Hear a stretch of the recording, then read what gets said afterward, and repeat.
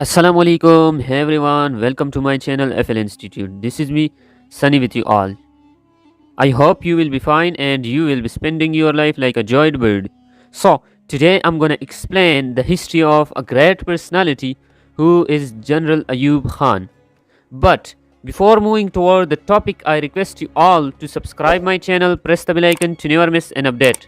Like my videos, share my videos with your friends, with your families. So let's step ahead toward the topic without wasting your time and my time.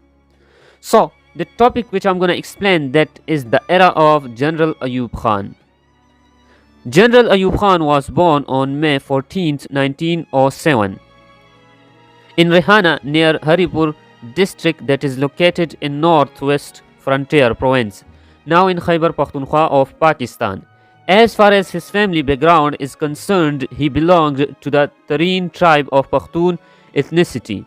His father was a Risaldar major in the British Army. Ayub Khan started his career as an army officer in the British Army and served on many fronts.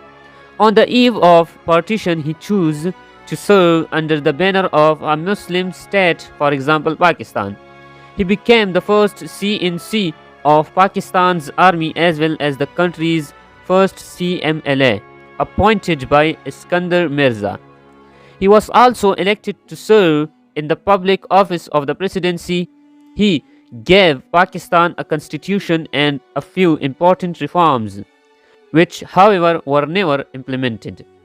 Many historians and political analysts consider him responsible for the distribution of East Pakistan. After a long illness, he breathed his last on 19th April 1974. Now, coming toward the education, about his education, after completing his primary education, General Ayub Khan got enrolled in the Aligarh Muslim University, but left his studies incomplete and was accepted in the Royal Military Academy.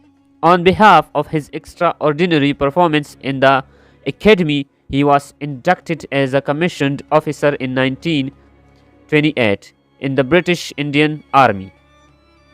He served the military on various fronts, for example, Waziristan War from 1936 to 1939 and World War II on the Burma front from 1944 to 1945, being two of them.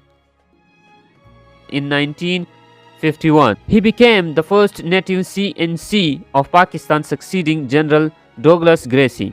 He was not appointed the CNC on the behalf of his seniority, rather on the perception that he was an apolitical military officer. Later events proved that perception to be wrong.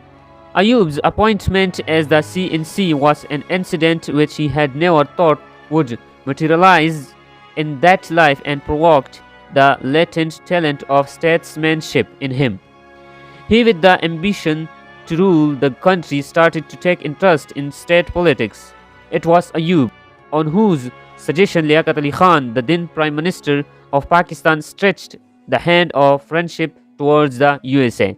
Actually, Ayub Khan presented the shortage of arms and armaments in a very alarming situation for the security of the country and compelled Liaquat Ali Khan to approach the USA, United States of America, for the acquisition of munitions. In such a way, he got succeeded in establishing the relation between USA and Pakistan, which was a relation between GHQ and Pentagon, to execute his plans. In 1954, he was assigned with an extra large of the Ministry of Defense, which he held for almost a year. For example, from 1954 to 1955. Politically, the country seemed to be very unstable, but behind the curtain, the establishment was tightly holding the reins of the administrative machinery, and the state was far from collapse or civil war. General Ayub Khan supported not only the acts of Ghulam Muhammad, who dismissed many ministries, but also backed the illegal and immoral acts of Sikandar Mirza. Under the commandment of Sikandar Mirza, he abrogated the Constitution of 1956 and promulgated martial law in the country on 7th October 1958. Soon he dismissed the president on 27th October 1958 and became the CMLA of Pakistan. Ayub Khan lifted martial law in 1962 and a new constitution was enforced in the country. When he got confidence about his popularity in public spheres, accompanied by the fact that the political powers were divided, he declared presidential elections in 1965. The opposition thought divided made consensus on Fatma Jinnah as the presidential candidate against Ayub Khan. The elections were held on 2nd January 1965, followed by Ayub's success. The major reason for Ayub's success referred to the support of basic Democrats. This time, Ayub got the legal cover to dictate the nation. The turning point in his reign was the Indo-Pak War of 1965, which ended in a settlement reached by Ayub at Tashkent, called the Tashkent Declaration. The whole nation felt deceived at this act of Ayub Khan. Even his right hand and foreign minister of that time, Zulfikar Ali Bhutto, resigned from his post and took up the opposition against Ayub. The war had its repercussions on the domestic